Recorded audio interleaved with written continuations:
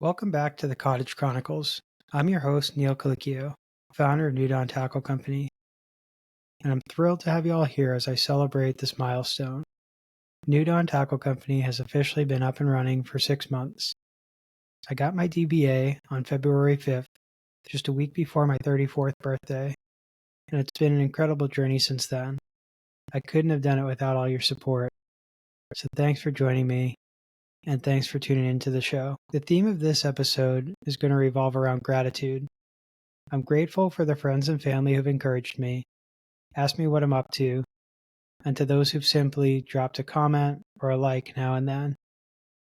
I'm grateful my son is growing into a healthy and happy baby boy, and I'm grateful for the many reminders from fellow parents to stop and appreciate the journey, and for the supportive network of parents around me. I'm also grateful that despite COVID, norovirus, and miscellaneous daycare germs putting us through the ringer this year, my family is healthy and thriving.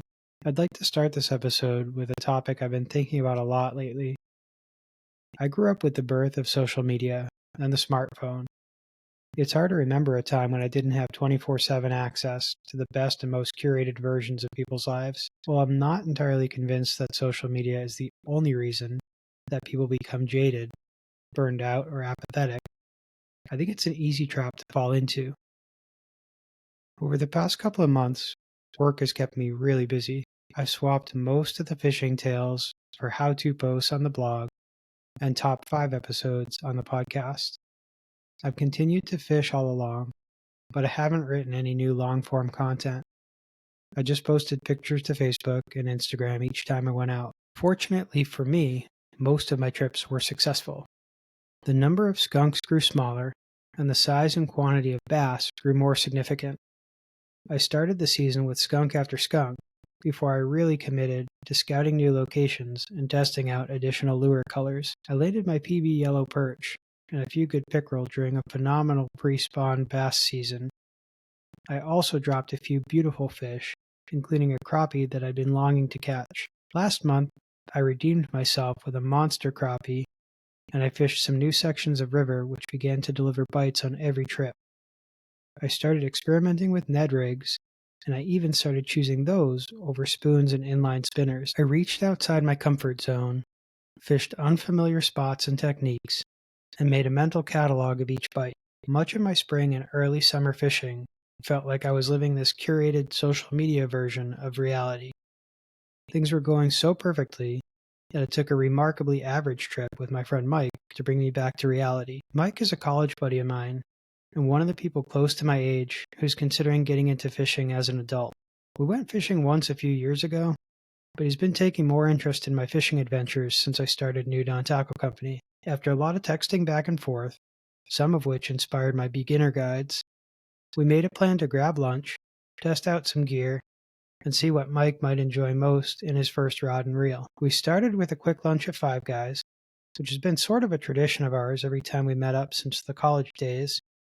And after that, Mike was excited to show me a popular lake in the town where he grew up. We drove a few minutes through a charming New Hampshire suburb to find that the parking lot was full. Undeterred, we went to Mike's backup spot, a small town park with a smaller stretch of riverfront access. We ended up in a dirt lot adjacent to a 2-lane overpass. At the far side of the lot, parallel to the overpass, we scrambled down a rocky hillside to reach the water's edge. Once we made it down the hill, we found ourselves at a shallow section of river that passed beneath the road and opened into a small pool beyond. Below the overpass, we saw rusted-out car parts, remnants of other anglers' lures and lines, and a couple of schools of small sunfish darting about. I took a test cast to see how snaggy it was before setting up my old 2-piece rod with a small inline spinner for Mike. I gave him a brief explanation of how to reel in an inline spinner, and then let him try his luck. Things were going smoothly until I heard a faint swishing noise behind me and turned to see my friend swinging the rod in different positions, determined to free his stuck lure from a submerged stump. Overconfident from my own recent fishing successes, and eager to show my buddy how it's done, I offered to grab the rod from Mike and attempted to retrieve the stuck lure, or at least to snap it free. After a few unproductive shakes, I resorted to pulling the line straight back and attempting to snap off as short a section as I could. What I didn't consider was that I'd been fishing a one-piece rod all season and most of last year. Aside from checking that the guides were aligned, I hadn't checked how tightly the rod was pressed together before handing it over to my novice friend. What I soon discovered was that our collective rattling attempts shook loose the upper half of the rod. I found this out as I snapped the line from the lure, then watched in disbelief when the top section of the rod slid off the now loose line and floated down the river. I paced along the bank, dismayed, looking downstream for any signs of a rod sticking up above the water's surface. Realizing quickly that that would be a waste of time, I remembered that I still had 2 other rods and reels with me. Mike was still hanging out and fishing with one rod, so I took a deep breath and grabbed the other, along with a tiny spinner, to ensure that I'd stay high in the water column. A few casts later, I had a fish, the first and only one that either one of us would land that day. It was a pumpkin seed, only a little bigger than the seed of an actual gourd. Despite my genuine excitement that I'd felt such a small bite and landed the fish, and my astonishment that such a small fish would take a pass at a lure that size, I felt a deep sense of disappointment. This, more than the rod incident, is what forced me to take a serious pause. For me to be unexcited about a fish, even a dink, is entirely out of character.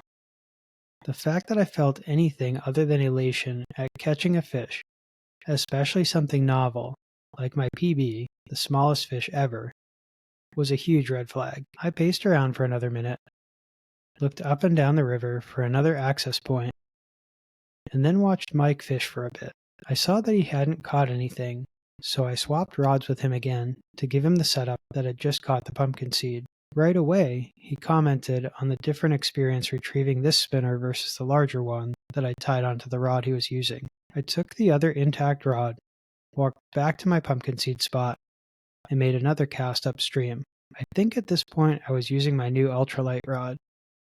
It's a 5-footer as opposed to my usual 6'6", and it's an ultralight compared to a medium heavy. This trip was supposed to be my first time using the rod, but the mishap with the 2-piece rod meant that I randomly handed off one to Mike and hung on to the other. When one of us snagged or stopped off, I'd switch or pause to tie on something new. The short, wobbly rod sent my lure traveling roughly twice the momentum that I intended. It bounced off the overpass with a high-pitched clink, like I was playing a game of quarters with the treble hook and impossibly large shot glasses. The comically fast projectile spinner was enough to put a smile on my face, and it made me realize that my new rod was capable of something entirely different than my older setup. It filled me with a sense of excitement about what other small lures I could cast and how far, as well as a sense of wonder about how this ultra-flexible rod would stand up to a big bass or trout. It was then I began to see the humor in that trip. In my childish reaction to the small fish, the improbable 2-piece incident, and the overpowered cast, I wanted to show Mike a fishing experience that only I could deliver, and to put him onto some fish. I hoped I'd stoked the fire of a lifelong fishing passion. Instead, I wound up with something different, and something that took a while longer to appreciate. The day after my adventure with Mike, my wife and I checked out a small creek closer to home. This time I climbed down a sandy hillside to reach a shallow pool just downstream from an old railroad bridge. Following my success with ultralight inline spinners at the overpass, I decided to test the same lure at this new spot. Once again, I caught some small sunfish while throwing a size 0 spinner. After a particularly long cast landed at the base of the railroad bridge, I hooked into another unusual catch. The smallest chain pickerel I've ever caught. One of the things that I love most about small metal lures is that I've got an equal chance of hooking a sunfish, a trout, or a pickerel. Of the 3, the pickerel is usually the one that surprises me the most. Pickerel are up there with native brookies on the list of river fish that I respect the most. They're always lurking and ready to strike when I least expect it. Regardless of their size or when you encounter them, every pickerel strikes with intent. They treat every bite like a life-or-death battle. I've never met a pickerel that holds back, like for instance a hatchery trout in early spring or a largemouth in the depths of summer. Later that week I saw a social media post that jumped out at me immediately. An angler I follow had posted a picture of a microfish with a caption about needing a bigger net. The comment section blew up with people laughing and making similar sarcastic remarks. It was cool to see so many people reacting to this post and talking about fishing, but something about it bugged me. I made a comment on the post that went something along the lines of this: any fish can be a PB, depending on your metric for success. It's an unconventional best, but quite a feat to sense that small of a bite and come equipped with the right tackle to land it. This was what really helped me reevaluate my own trips, especially the one with Mike. In the end, I got to spend a day out with my friend, and I pulled a fish out of an area where we weren't sure there was any life at all. I hope I left Mike feeling reassured that he picked an okay fishing spot, and I know I demonstrated that everybody who fishes can have a bad day. Most of all, I showed him and myself that not every catch is a giant, and that any fish can be a PB, depending on your metric for success. I'm happy to say that I've continued to fish with the ultralight rod. I've started catching some normal-sized fish again, and I'm looking for more tiny lures to make the next pumpkin seed battle one to remember. Speaking of bigger fish, I've recently started fishing a section of river that is loaded with bass. Recently I headed there with a couple dozen night crawlers as an insurance policy against rising summer temperatures. I caught a couple of largemouths so small that I decided I'd be better off targeting big sunfish than small bass. After catching a hefty pumpkin seed and a few respectable bluegills, I decided to try for one more bass. I caught the last one after seeing a group of 3 juveniles swim by and throwing a Z-Man Finesse TRD just ahead of them. I'd been fishing with the Goby Bryant color, but I really wanted to try out Fire Craw based on all the success I'd had with their TRD craws in the green pumpkin and orange color. I figured the edge of the lily pads where I'd been catching all these sunfish would be the perfect spot to test. The bed was growing in a channel with the road on one side and an island on the other. I paddled to the side closest to the road, parallel to the edge of the pads, and tucked just out of the current of the main river. I cast to a point straight across, just where the tip of the island jutted out to form a bend in the river. Then I bounced my Ned rig just outside the pads. After a few bounces, I felt something big rush my lure and try to take it into the pads. I reeled through the stems, doing my best to keep constant pressure without getting too balled up. When it was a couple feet out, I saw a large green side and still thought I had a bucket mouth on the line. It only made sense for it to be a largemouth. I'd seen bass, I'd caught bass, and I was targeting bass. As I pulled the fish up and through the lily pads, I saw a pickerel that could very well have been the offspring of the monster that chased my bluegill in episode 3 of the show. This time, I had him hooked well, but he snapped the line just as I tried to flip him into the boat. My Ned jighead, stickworm, and that monster pickerel returned to the river with a cleaner entry than any medalist at the Summer Games. I doubt whether my epiphany about appreciating the bite or my time on the water played much of a role, but I was elated at this point. As I see it, the cost to tangle with what could be the biggest fish in that channel was simply a jighead and a stickworm. I wish I'd got a measurement or a picture, but I came away from that experience with something else: knowledge and validation. I formed a more complete mental map of this section of the river, and I was able to validate a gut feeling that I had that there were fish just outside the pads. I've been cataloging these spots in my head, more on that in a moment, but this wasn't the end of my latest river trip. After the pickerel, I hit the pads with a small inline spinner and some night crawlers. Fishing with a bobber and worm and targeting bluegills around their summer nesting sites was an incredible experience that took me back to my childhood fishing at the cottage. It reminded me of how far I've come as an angler and how different my relationship with fishing is now.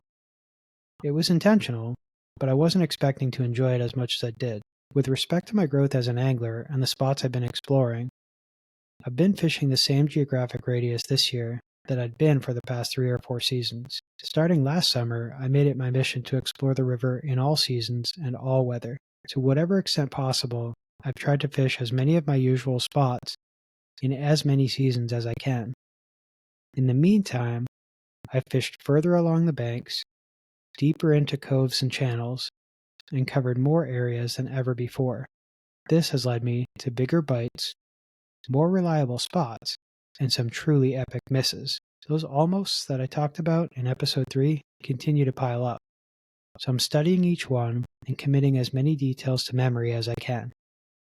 I haven't been meticulous about studying the weather or the lighting, but I've been memorizing the spots and returning to them on subsequent trips. I've got the fallen tree where I dropped a pickerel in June, the pads where I dropped this pickerel, the submerged log where I caught a crappie in July, the overhang where a bass inhaled my stickworm while my line was caught in a branch, and the point, where I caught the hardest fighting largemouth of the season. All of these are accessible from just one launch. At another local spot, I have the grass bed, where bass were spawning last year, the pads, where I saw a football-sized bass the summer before, and the cove, where I've caught pickerel deep into the winter when the water remains thawed. So, this is where my head is now.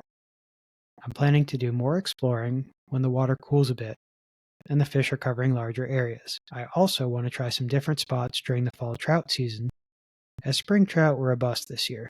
While the weather remains hot, I'll double down on fishing my smaller handful of spots to improve my presentation and get a better sense of what features are holding fish under various conditions. This approach has already paid off with my PB largemouth bass caught a few yards beyond where I dropped the pickerel a week before.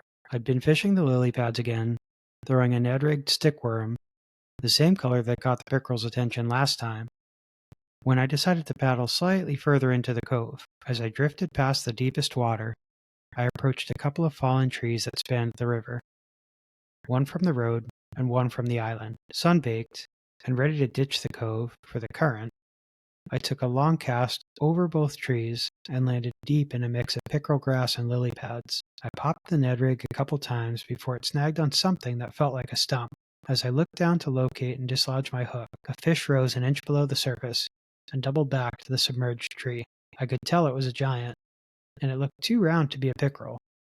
I was convinced I'd hooked a carp or a pike, maybe even a snapping turtle. After pulling it over the tree and struggling to get a net anywhere under the fish without snapping the line or popping the hook, I landed the fattest largemouth bass I've ever seen in person. I only started seeing pictures of bass like this in Massachusetts after following some Quabbin Reservoir anglers on social media. I did not think that largemouths this big were this far east in the state. I used the lip gripper to get the fish out of the net, as I was afraid that a quick jaw snap would send a Ned head halfway into my thumb. A few pictures and a safe release later, I was shaking. The last time I caught a freshwater fish like this was close to 30 years ago, when I landed another bass while fishing with my dad. I've always thought that bass was a once-in-a-lifetime catch, but I'm pretty sure the latest one dwarfed that fish. I'm grateful for the fish I've caught and the ones I've dropped. I'm grateful that I've been able to spend a lot of my time on the water this summer, and I'm especially grateful that I was able to get out last year and earlier this season to scout some new spots. I've mentioned it before, but it's worth repeating. I want this podcast to help me communicate thoughts and stories to my son that I sometimes struggle to share in person. It's not that I don't want to share them, but sometimes it's hard to gather my thoughts and present them cohesively when speaking, unlike when I can do something on a recording. I'm trying hard not to come across as preachy or self-congratulatory. Another goal with this show and with my blog is to keep track of my growth as an angler and as a business owner. My shop hasn't taken off the way I'd like it to.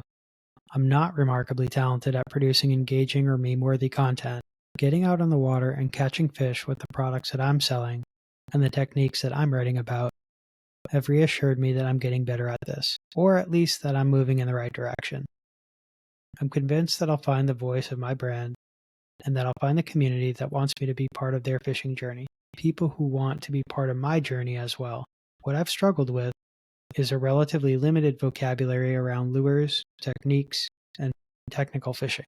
It's no accident that I've caught fish, but I'm putting in a lot more effort on the days between trips to increase the odds of success. With a bit of research and a whole lot of hours on the river, I'm feeling a lot more qualified to claim my space in the fishing industry. None of this could happen without a tremendous amount of luck.